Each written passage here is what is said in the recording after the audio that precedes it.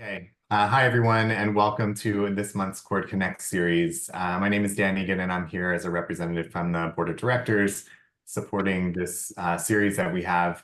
Really excited to have an amazing panel discussion today on a really important topic, and I know that they have been working for a long period of time putting this together for us. And so I'm excited to hear this and look forward to all of their messages, and just want to extend my deep gratitude for everybody for taking their time out to put this together and be here today and to provide all of this for our members. So thanks. Thank you. Thank you. So hello and welcome, everyone. We're all excited to have you joining us today for this special Cord Connects. We would like to thank all of the Cord Connect staff and everyone for allowing this to be possible. So for today's Cord Connects, we are going to be discussing inclusive mentoring in emergency medicine. You'll be hearing from a diverse group, all with unique perspectives on these topics. So we would love for you to introduce yourselves in the chat, let us know where you're coming from, and if you have any specific questions that you're hoping for us to cover during this time, we'll aim to address it during the talk. So we do not have any disclosures or conflicts of interest to report. However, we do want to let you know that although this talk is more of an open conversation, the majority of what we're discussing is based off of a large volume of literature that we've been reviewing. Some aspects may be informed by personal experience, but the vast majority is rooted in evidence-based literature, which has been showcased in various areas in academic medicine, including JAMA, Annals, academic medicine, to name a few. We will be providing a QR code at the end so you can access and review all of our literature and sources. So for today, we hope that by the end of this talk, you will be able to describe the need and the benefit of this cross-identity mentorship. So most of the literature on this topic is actually really delving into that cross-racial ethnic mentorship. However, it generally applies across all identities. So you may hear us go back and forth with that. We want you to understand, name some of these barriers and apply these best practices of mentorship across differences, and be able to reference some of our key literature. So before we jump right in, we'd like to go over who we are. So I'm Juliana Jaramillo. I am a proud Latina, which I have to make a comment during Hispanic Heritage Month. I'm first generation in the States, and I've lived all over the place, including outside of the country, but predominantly grew up in New York. I currently live in North Carolina, where I am a clinical assistant professor in emergency medicine and pediatric emergency over at East Carolina University. I also serve as a faculty advisor locally and for the Southeast region for the Latino Medical Student Association. Awesome. I'm Ernesto Romo. I'm at Washington University in St. Louis, where I'm Director of Simulation and Diversity, Equity, and Inclusion. Also a proud Latino, and I'm an immigrant to the States via Mexico. Really glad to be with you all and excited to chat with the rest of my panel. Hi, everyone. I'm Kamna Balhara. I'm an associate professor at Hopkins, and until recently was in residency leadership, and how now I've transitioned to working on integrating the humanities across emergency medicine, with a specific interest in how the humanities are applicable to equity, both in our clinical environments as well as our spaces of teaching and learning. I grew up in India and Singapore. I lived in Texas and France, and now I live in Baltimore. So I'm an immigrant. I'm a mom. I'm Indian. So those are sort of the identities that I hold dear. And I'm really excited to have this conversation about cross-identity mentoring with all of you. Hello, everyone. I'm Logan Wyatt. I'm a cisgender gay white male. My pronouns are he, him. I am currently an associate program director and assistant professor at Johns Hopkins, along with Kamna. And I have academic and personal interests at the intersection of DEI and well-being. Hi, I'm Taku Taira. I'm associate professor at Los Angeles General Hospital Center. Still working on remembering the correct name, because I've had a focus on my academic focus has been in DI for quite some time now, and recently finished my doctoral work where my dissertation was on the role of race and racism on how Black male medical students choose their specialty to the lens of CRT. And that very much informs a lot of what I was going to say today. So starting with a talk goes, as educators, we have a responsibility and desire to see all of our learners and colleagues meet their full potential. And I think many of us can talk about directly how mentorship has played a role in our professional development. However, in many institutions, mentorship is often left to chance, and especially for URIM learners and faculty. And as people coming to this talk, we don't have to convince you that the benefits of diversity begin with their institutional and learning environment and extend to the patients we care for. We know that diversity drives excellence. What we often forget or leave out of the conversation is that diversity is not the whole solution.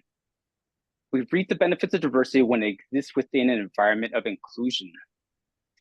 We cannot benefit from different perspectives if those voices are not allowed to speak, and if we're not ready to listen and engage. We can't benefit from different perspectives if we limit participation to narrow and prescribed areas of administrative and learning environments.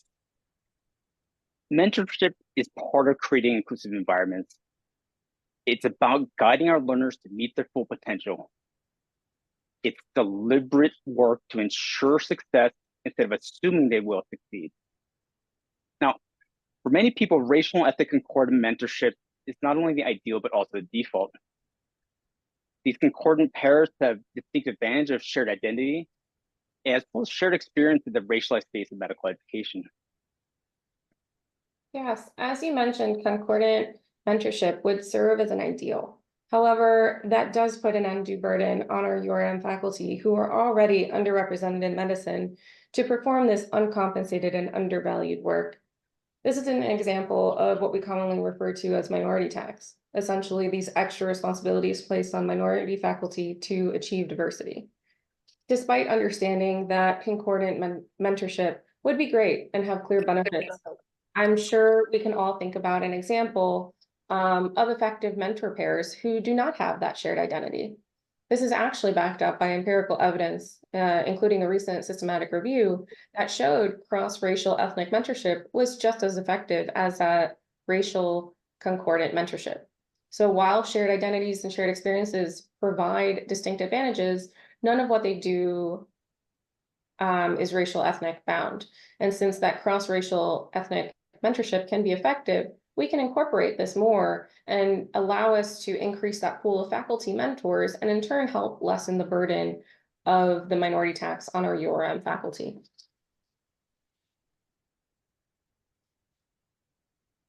So we agree that mentorship across identities is important, but at times it isn't happening. So Kamna, I was curious if you could expound on some of the barriers for these relationships. Yeah, I think one of the most important concepts to talk about is protective hesitation. And it's something that applies to mentor-mentee relationships across, any identities, but becomes especially relevant when we're talking about race. So there's this idea that, as mentors, we might be afraid of our own lack of skills, our perceived lack of skills when it comes to mentoring folks with other identities. And there's a perception of, well, what do I have to offer to them? Is my guidance even going to be valuable to them? Do I know what I'm doing? Am I going to make a mistake? Am I going to be ill-equipped to provide mentorship to someone with whom at first glance I may not share an identity? And so there's this whole aspect of sort of not wanting to make a mistake and not wanting to do a disservice to our trainees. And then sort of the other part of this concept of protective hesitation is when both parties involved in a conversation or in a mentor-mentee relationship actually want to refrain from raising any touchy issues.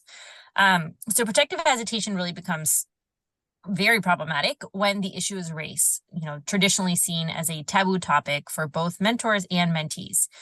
People believe that they aren't supposed to talk about race. And if they are talking about race, then, then it must be a problem. But that sort of mindset can be very damaging to a relationship. So, for instance, say there's a mentor who has been really closely observing their mentee and really thinking about what they're observing. And they've observed that their mentee can be condescending in interactions with consultants in the ED.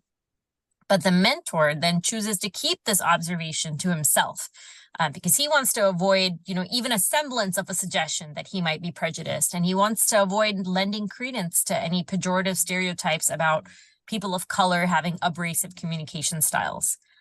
The mentor may eventually find out that he was right in his perception when the mentee's style becomes something that's remarked upon as an issue by others in the department. But when it gets to that point, that mentee has now been labeled to have a problem. And this is a problem that could have been prevented and addressed a lot sooner for that mentee's benefit had the mentor only felt, comfortable speaking up about their perception sooner. Are there similar barriers for mentees as well? Yeah.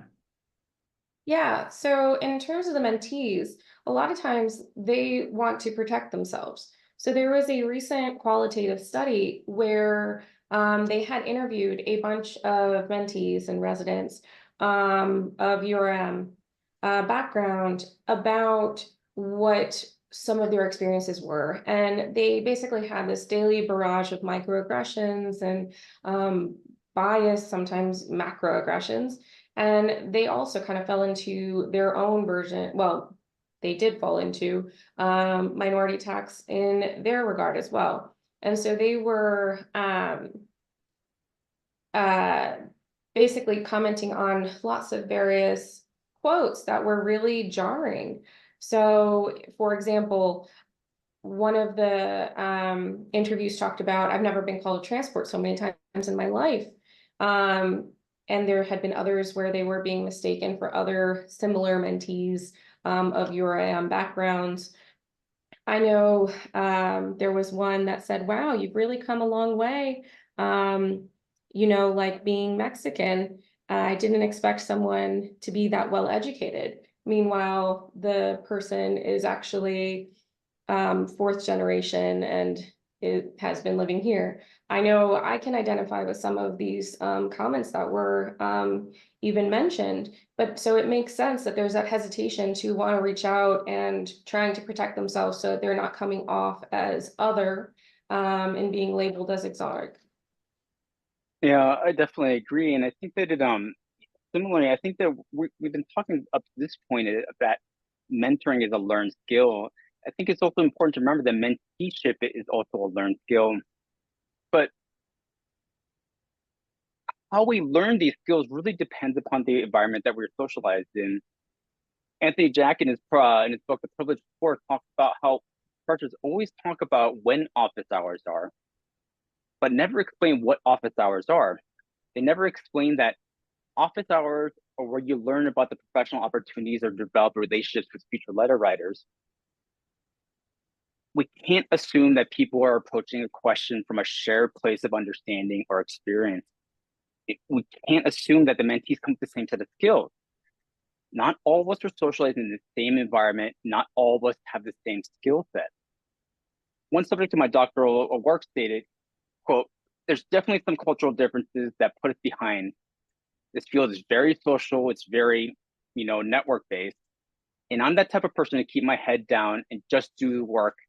And good things will come to you with that sweat, kind of what my mom taught me.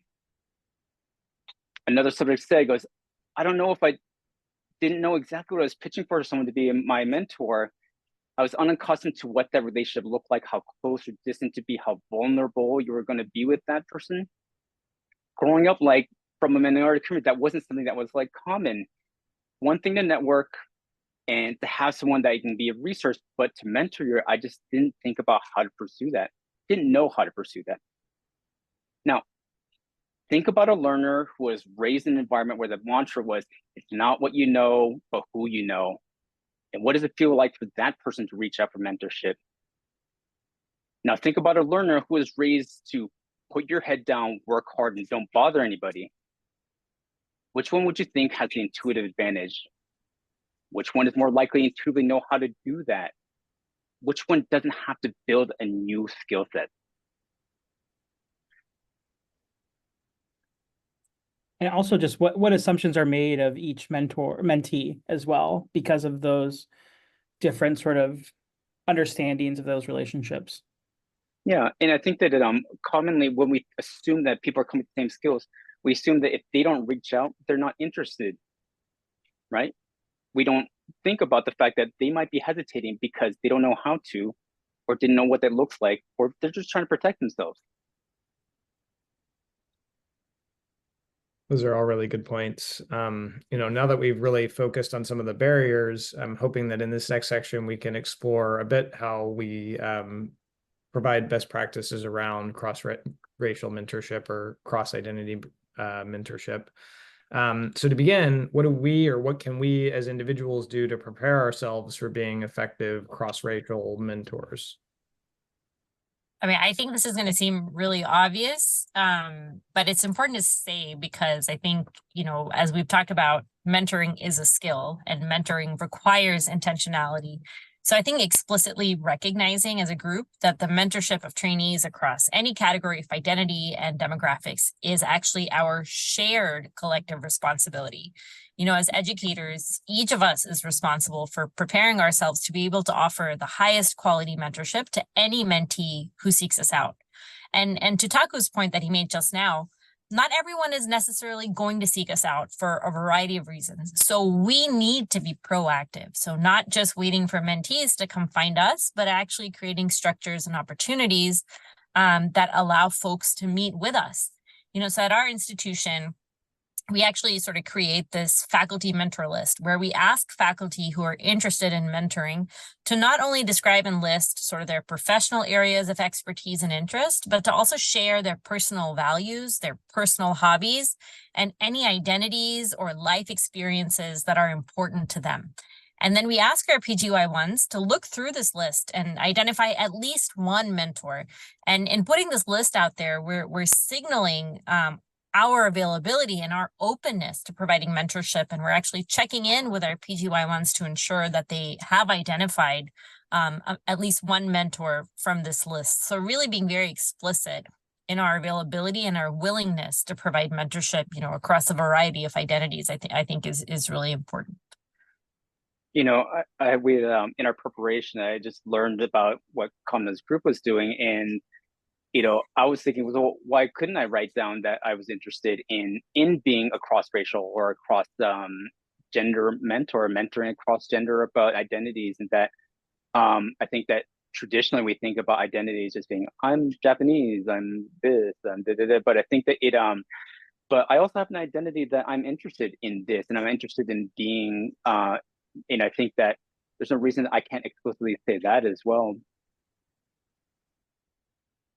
Yeah, that's great. I find that the sharing of identities is really a neat way to learn new things about your colleagues as well, because not everybody immediately shares those identities. Beyond considering our own identities and the idea of committing to mentorship, what are some of the approaches that we can take for cross-identity mentorship? I can take a crack at that, Logan. I think being really intentional from the start, and one of the frameworks that I really like to adopt to my DI work is cultural humility. And this was originally sort of developed as a response to cultural competency and how we, approach patients of different cultures. But I think in this DEI work, that cultural humility framework really, really works well. And I think the thing that I really take away from cultural humility that I try to bring to these relationships is that my mentee is really the expert of themselves. And so while I may have some ideas of their identities and what might be important to them, ultimately I need to be open to them really sharing with me what identities are important in our work together, and how those identities may shape how they view things, but really being open to them being the expert and not making assumptions. The other thing that I really, want to emphasize and do so in my relationships with my mentees is that we're really growing together, and especially when it's someone that is from an identity group that maybe I don't have as much familiarity with or haven't mentored in the past, really being open to that this is both an opportunity for growth for myself, and really trying to be in tune to that mentee's needs. One of the other I think frameworks I bring to this work is as a simulationist. So I do, a lot of my work in simulation. And one of the things that we start many of our simulation sessions with is this understanding that we're there to make mistakes, and an openness to those mistakes not being things that we're gonna, beat people down on, but really grow and learn from them. And so, acknowledging that I may make mistakes in my mentorship or in our conversations, and even introducing language that allows for folks to call out things that may have been misheard or missaid. So I really like the oops and ouch. And so if I say something and as soon as it comes out of my mouth, I go, oops, that's not how I want it to be, have the opportunity to kind of take it back and really reword what I was trying to say. Or if someone hears something that, kind of stung, or for them to be able to call that out with an ouch, and then to allow for some of those, race-based conversations to happen. Yeah, I think that's great. An additional approach that sort of goes hand in hand with this idea of keeping a growth mindset and sort of acknowledging the mistakes that you make along the way is really focusing on flattening the hierarchy so that we're treating our mentees as colleagues and friends as opposed to either top down or bottom up. This can be a really effective way to build those mentor-mentee relationship and establish trust. I recently sort of was picking the brain of one of my mentees, and I said, hey, what has been particularly effective in cross-identity mentorship relationships that you've had? And the individual said very clearly, like, first thing that my mentors have done is flatten the hierarchy and treated me like a colleague and a peer. And so I think it's a particularly powerful tool that can get easier with practice. So, we've talked a bit about sort of our own individual preparation, but like once we get into that mentor-mentee relationship, are there specific elements or best practices that we can take on? I think this is a good point to refer back to that concept of protective hesitation and think about how, when we're in these relationships, how can we overcome this protective hesitation both on our parts, and how can we encourage our learners to feel comfortable doing the same? And I think the first thing to mention would be that, every single one of us at some point has experienced protective hesitation, right? This is a learned response. It is something that has kept us safe, has prevented us from feeling vulnerable or from putting ourselves out there when we feel like the response is potentially going to be negative, or we're uncertain about what the response is going to be. So each of us, I'm sure, can think back to a time when we may not have shared our full self with someone who we worked with who was in a supervisory capacity, or we may not have wanted to raise a concern with a mentor because we were afraid of being judged or afraid of bringing up something that was seen as controversial. Like, how many times have you felt like you have not brought your full authentic self to work? Until our workplaces and places of learning are truly inclusive, there's always going to be some element of protective hesitation. And so it's really important to recognize that we're not going to get rid of it, overnight. But I think building trust is a step in the right direction, right? As mentors, not only can we flatten the hierarchy, as Logan was mentioning, but we really can model vulnerability with our learners, right? I think it's important for us to take some time to reflect on our own experiences so that we can share out loud with our mentees our own experiences of protective hesitation and what we've learned from that, to signal to the mentees that our relationship really represents like a welcoming space, and that reflecting on our own hesitations and how those may have hurt us or those around us, I think are helpful to share with our mentees. Ernesto mentioned the idea of cultural humility and receptiveness to feedback, which are also really crucial to building the trust that's needed to help someone overcome protective hesitation. But just like in any relationship, in a mentor-mentee relationship, part of it is having like shared and matched expectations, right? So I think setting expectations for conversations or for the relationship is also really important. For instance, like explicitly acknowledging that, we might make mistakes, but we want to hear our mentees' feedback. And acknowledging that the conversations that we're having are sort of protected spaces to safely have a discussion that might pertain to cross-cultural or cross-identity or racial differences. Because I think,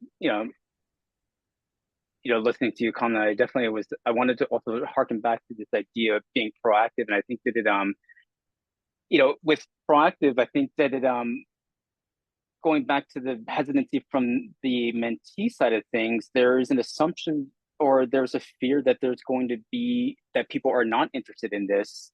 And we can overcome that with what we do and being proactive about saying, I am interested in mentoring, or it is an interest of mine, because I will do what I can to the best of my ability to, avoid reproducing, microaggressions, reproducing sort of marginalization. I think that and part of that, it also is about this idea of being proactive about, addressing, talking about race. And I think that although this talk is about mentoring across identities, I think that race and ethnicity sit at a very interesting nexus in this, in this environment, that it feels dangerous. And I think that it's quite deliberate that we're meant to feel dangerous, because how do we address it? By addressing it. And I think that it's meant to feel dangerous because it helps to keep it in place. And I think that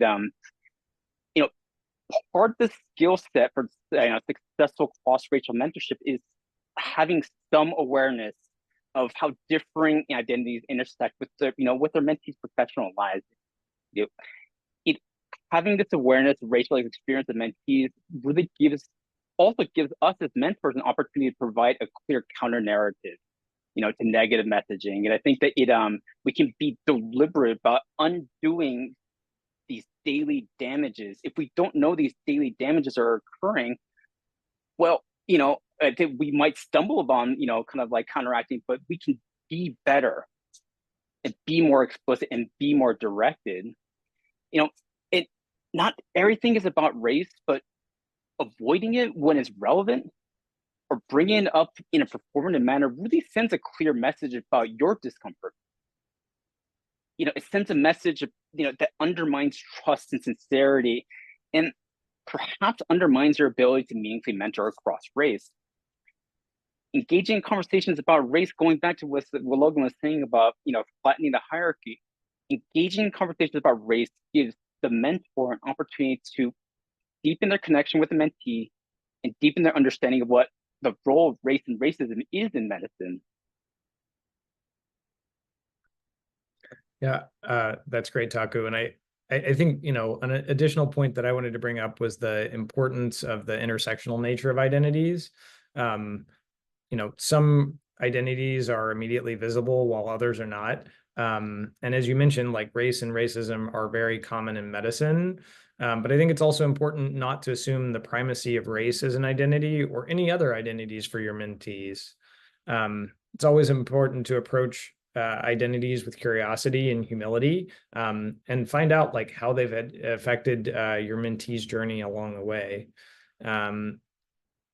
As mentioned before, shared identities are helpful, but they're not sufficient in themselves to create a strong mentor-mentee relationship, which I think is good news for all of us, because we're all going to have the opportunity to hold cross-identity mentor-mentee relationships. But it's not always easy. I have a mentee with whom I share several identities. And despite that, I really struggled to build a trusting relationship.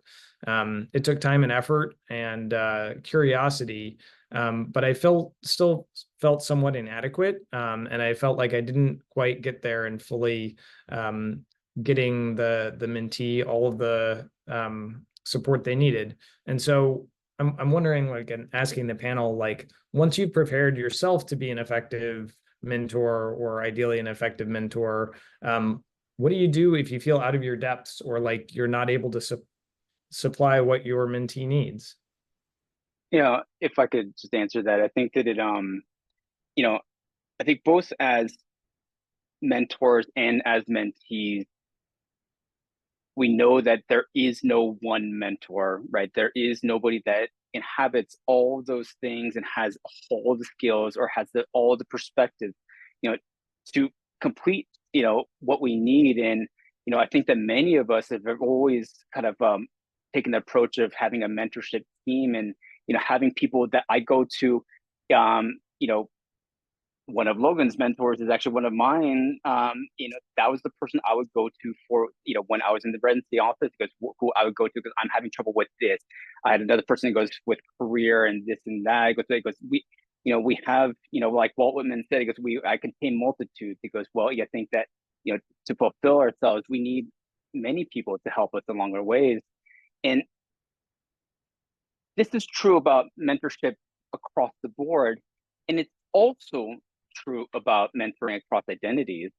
And I don't know what or how to mentor someone, how to navigate academic medicine as a Black man, but I also don't try to. And as a mentor, we're also mentees. We have to learn and realize that there are things that are outside of our abilities. We need to ask for help as well. And to be able to navigate this, we need to also build our own network of trusted colleagues that you can trust with your mentees, right? These are very precious people, because you would not just hand, your precious item to somebody that you think would fumble it around.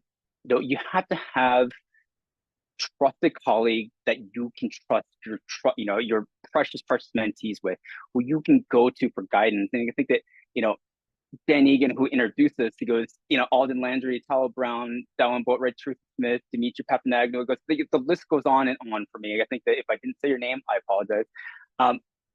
And my colleagues on this talk, the list goes on and on. Who are the people that I know that I can trust with those things that are most precious to me?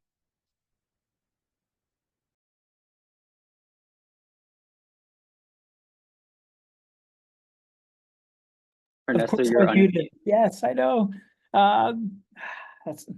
But yeah, I think for myself being, in St. Louis, at times there's not been those diverse mentors in our department. And even though we've, worked really hard the last few years to increase what the diversity of our department, it wasn't until I tapped into mentors and especially peer mentors across our campus. Even though they don't do emergency medicine, they do understand what it's like to be a minoritized individual at at that institution. And so it's been a great resource for me to tap into, as well as membership of CORD. And so I think for, one of the takeaways I would say is look not only within your specialty, or not only at, don't look just at what sort of mentorship is available in your department, but across your campus, and definitely tap into this great community that exists at CORD, and especially in the diversity, equity, and inclusion community of practice. Yeah, for sure. And another area that you can check out is this aspect of virtual mentorship. So we just went through COVID and everything had become virtual. And so it became a lot easier and I guess more commonplace to use that virtual avenue to get other mentors. And so it allowed us to expand the number of available mentors, because you could reach out to just about anybody. And that also had an effect with specifically like URM mentee mentor relationships, because now you have the capability to reach out to a much broader and robust network.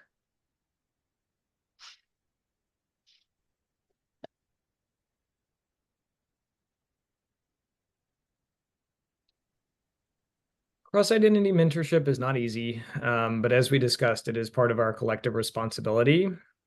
It's often easier to assume someone else will take responsibility than to face that challenge ourselves. To be successful, we must approach these relationships with a growth mindset, humility, and a willingness to apologize for our mistakes. Protective hesitation is difficult to overcome, but it can be done if we are thoughtful. Talking about race or other identities and their impacts on us and our mentees is often scary, but it is doable, and our mentees want us to discuss these important topics. The more we practice, the easier it will become, and we all benefit in the end. In sum, cross-identity mentorship is a collective responsibility. It is essential that we are all intentional about engaging in mentoring relationships across identities. Mentorship is a learned skill, and we should approach it with a growth mindset. There will be difficulties, and protective hesitation will occur, but it can be overcome. Expect a two-way relationship and expect to learn along the way. And finally, practice, apologize for mistakes, leverage your network, and fiercely advocate for your mentees. Thank you so much for your time and attention. Here are the selected references that we promised that can help you enhance your mentoring abilities. We'd be happy to take any questions, hear about your individual experiences, and also your ideas, thoughts, and suggestions.